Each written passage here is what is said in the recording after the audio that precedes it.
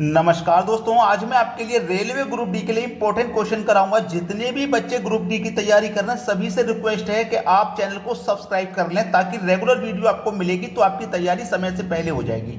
जो बच्चे नहीं पता वीडियो का टाइम क्या है मैं आपको बता दूं। पहला वीडियो दोपहर के 12 बजे आता है, दूसरा वीडियो शाम को 5 बजे और तीसरा वीडियो रात को 9 बजे। तो एक दिन में हम 3 वीडियो अपलोड कर रहे हैं जिससे कि आपकी एग्जाम की तैयारी समय पे हो जाए। अब ये क्वेश्चन थोड़ा पुराना है लेकिन एग्जाम में आया हुआ है, बैंक पीओ 2007 में। इसको कैसे करना है देखिएगा। 8 9 8 8 में भाग देना है 4 से, फिर भाग देना है 4 से, 8 से भाग देना है और 4 से। तो याद रखिएगा, भाग वाली संख्या को आप गुना में चेंज कर सकते हो। इस भाग के साइन को जब आप गुना में बदलोगे तो ये संख्या पलट के 1/8 हो जाएगी। इसको भी गुना में चेंज करोगे, ये भी पलट के 1/4 हो जाएगी। कोई भी संख्या इस तरीके की है तो उसे आप गुना में चेंज कर सकते हैं। जब चेंज करोगे तो ये संख्या पलट जाएगी, नीचे आ जाती है 1 के बटे में। बस सवाल हो गया खत्म। पहले तो 8 से ही कटा लो इसको। देखो 8 एकम 8 कटेगा, ठीक है। 8 एकम 8 कटा, फिर से देखो 8 एकम 8 कटेगा, 1 बचेगा 18, 8 दूने का 16, 2 बचेगा 28। 8 से नहीं कट रहा, 4 से कटाऊंगा। पहले मैं 4 से इसको कटाऊंगा, 4 दूने का 8, फिर से 4 दूने का 8, 1 बचेगा 18, 4 चौकू 16, 2 बचेगा 28, 4 सत्ते 28, कट गया 8 से। अब 8 से 4 से कट गया ना, अब मैं 8 से कटाऊंगा इसको। 8 से जब कटाऊंगा तो 8 दूने का 16 कटेगा, 16 कट गया ना, 8 बच गया, 16 कट गया, 4 और 2 6, 6 बच गया, 6 में 4 लगाऊंगा 64, ठीक है। 8 अट्ठे 64 कटेगा, 64 पूरा कट गया। अब 7 में तो जाएगा नहीं जाएगा तो 0 और 1 दशमलव। अब 280 दशमलव किस ऑप्शन में है ये देख लीजिए। पहले आपको मिलेगा पहले ही ऑप्शन में। ये आपके सवाल का बिल्कुल सही जवाब है। अब देखते हैं अगला सवाल। अगला सवाल बिल्कुल वैसा ही लिया गया है और ये भी बैंक पीओ 2006 का आया था। पुराना क्वेश्चन जरूर है लेकिन एग्जाम में आया हुआ है इसलिए करा रहा हूं। 666, मैंने क्या बोला, भाग वाली संख्या को गुना में चेंज करोगे तो ये संख्या पलट जाएगी। इसको भी गुना में चेंज करो, ये भी पलट जाएगी। 6 से कटाओ, 6 एकम 6, 6 एकम 6, 6 एकम 6 कटा।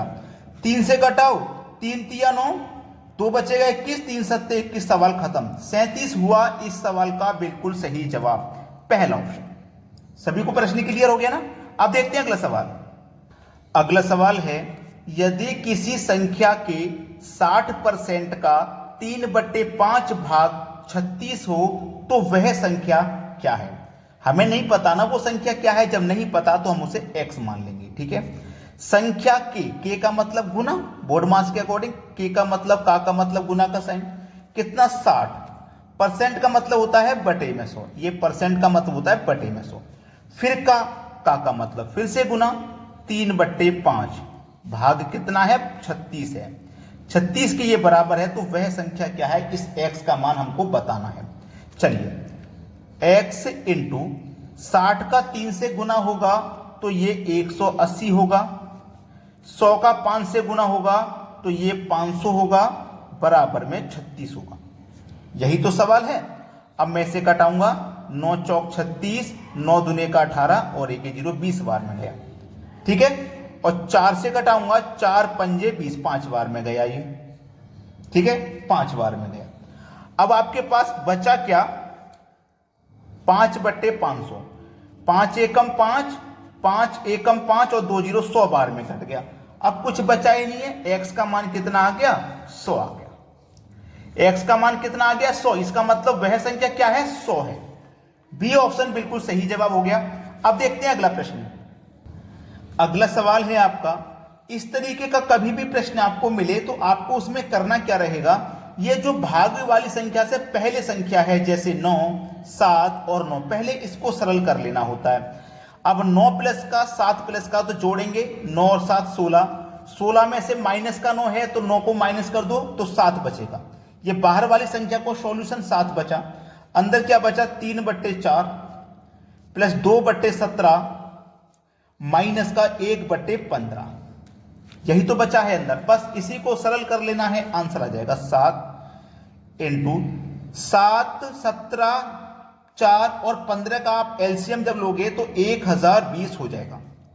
4 से 1020 को काटो, कितनी बार में कटेगा देखो, 4 दूने का 8, 2 बचेगा 12, 4 2 22, 4 पंजे 20, 2 बचेगा 20, 4 पंजे 20, 255 बार में। अब 255 बार में कटाना, 255 का गुना आप 3 से करोगे तो 250 हो गया, 750 और 5 दिया 15, यानी कि 765। ठीक है, प्लस अब 17 से काटोगे इसको, 17 से काटोगे आप 1020 को, तो कितनी बार में कटेगा? 17 से कटेगा, 17 छिक्के 102, 17 पंजे 85, 17 छिक्के 102 और 1 ही जीरो, यानी कि 60 बार में कटेगा। और 60 का गुना 2 से करेंगे तो 120, माइनस 15 से काटोगे इसको। ठीक है, आप इससे को 15 से काटोगे तो कितनी बार में कटेगा? 68 बार में। 68 का गुना 1 से करेंगे तो 68। ठीक है, ये प्रश्न आप पे आ गया। अब इसको कुछ नहीं करना, इन दोनों को जोड़ लो, ये प्लस की है और ये माइनस का है, इसको घटा दो। चलिए 5 और 0 को जोड़ेंगे तो 5 ही रहेगा, 6 और 2 8 रहेगा, 7 और 1 8 रहेगा, 885 माइनस 68 और बटे में 1020। चलो अब 885 में इसको घटा देना है, ये 7 मेरा रहेगा। ठीक है, 15 में से 8 जाएगा तो 7, 7 बचा, 7 में से 6 जाएगा 1 और ये 8, बटे में कितना है? 1020। अब ये हमारे इस सवाल का क्या हुआ? बिल्कुल सही जवाब। देखो किस ऑप्शन में है, ये आपको मिलेगा 7.817 बटे 1020, 7.817 बटे 1020। डी ऑप्शन बिल्कुल सही जवाब है। अब देखते हैं अगला प्रश्न। अगला सवाल है, प्रथम 45 प्राकृत संख्याओं का योग कितना है? प्राकृत मतलब लगातार, जैसे कि 1 2 3 4 5, ऐसे ही कहां तक पूछा उसने? 45 संख्याओं का, 1 से लेके 45। योग निकालने का सबसे बढ़िया फॉर्मूला है, पहले आप संख्याओं का अंतर देख लो, जैसे 1 और 2 में 1 का अंतर, 2 और 3 में 1 का अंतर, 3 और 4 में 1 का अंतर, 4 और 5 में 1 का अंतर। जब अंतर आपका समान रहे तो first plus last divided by 2, याद रखना इस फॉर्मूले को लगाना, और जितनी संख्या है उतने से गुना कर देना। तो 1 से लेके 45 तक 45 संख्या है तो 45 से गुना कर देना। फर्स्ट आपकी 1 है, लास्ट आपकी 45 है, 2 से डिवाइड करना, टोटल संख्या 45 है।